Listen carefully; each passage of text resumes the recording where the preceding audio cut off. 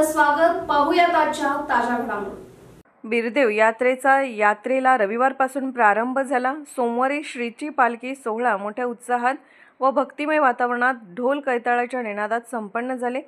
यावेळी पालखी समोर ज्येष्ठ मानकरी इंगळीचे अव्वा पाटील व समस्त चौगले यांच्या बैलगाड्यातील ऊस लुटण्याचा कार्यक्रम झाला.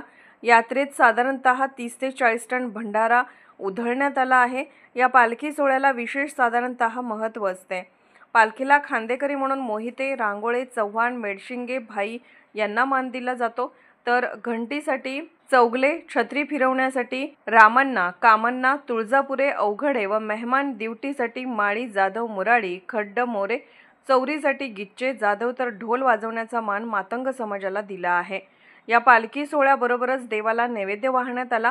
यात्रेत खेळणी, पाळणे, मेवा, मिठाई, खाद्यपदार्थ, घोंगडी स्टॉल लागलेले आहेत.